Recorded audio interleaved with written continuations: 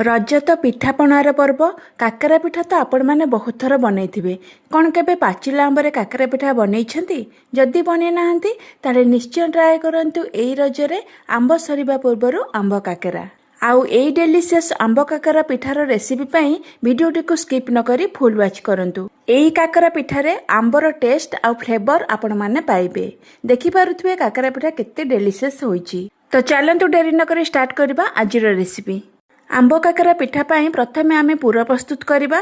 तो एठी gas flame on करी मु गोटे कढ़ई बसैची आउ सेथिरे गोटे मीडियम साइज रो नड़िया को कोरी देइछि।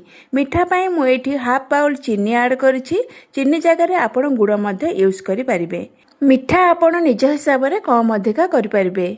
चीनी नड़िया को भल भाबरे गोळेई नेबा आउ मीडियम फ्लेम रे भाजिबा। टिके भाजिबा परे चीनी मेल्ट होइजिबो आउ पानी बाहरिबो। सेई पानीटा सुखिला पर्यंत आमे भाजिबा किंतु अत्यधिक सुखिला करदेबेनी, पूरा भल लागिबोनी। एबे आमे भल फ्लेवर पई गोटे चमच गोलमरिच गुजराती गुंड देई आउ टिके समय भाजी देबा। तो एठी पूरा रेडी होई गलानी। एबे गैस फ्लेम को ऑफ कर देबा आउ पूरा को ठंडा हेबा को देबा। तो पाचिला आंबर काकरा बनैया आमको पाचिला आंब दरकार।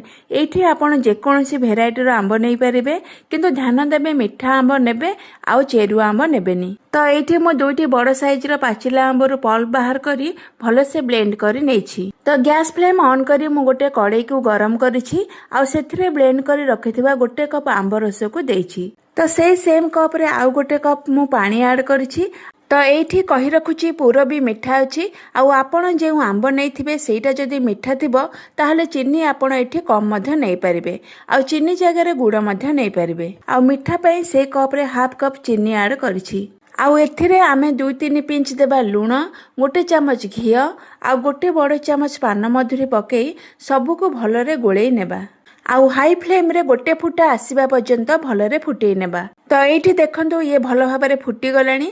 तो ए स्टेज रे से सेम कप रे गोटे कप सुजी ऐड करी भल भाबरे मिक्स करिबा। कंटीन्यूअसली एही परी लो फ्लेम रे गोळेइबे जेमिति एथिरे कोनोसी लम्प्स न रहिबो।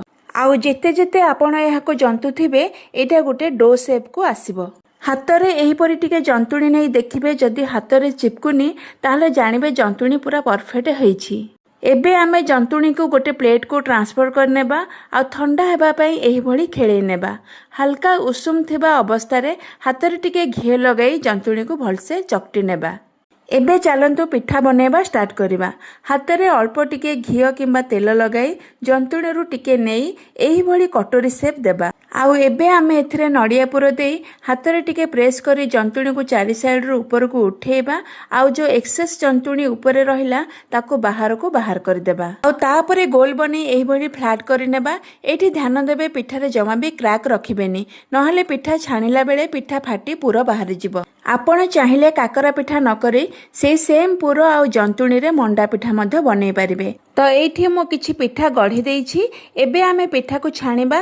तो एठी गोटे कड़ाई रे मु तेल गरम करिछि आउ सेथिरे पिठा गुडी को पकेई उल्टो पाल्टो करी छाणी नेछि। पिठा को छाणिला बेले मीडियम टू हाई फ्लेम रे रखी पिठा को फ्राई करिवे।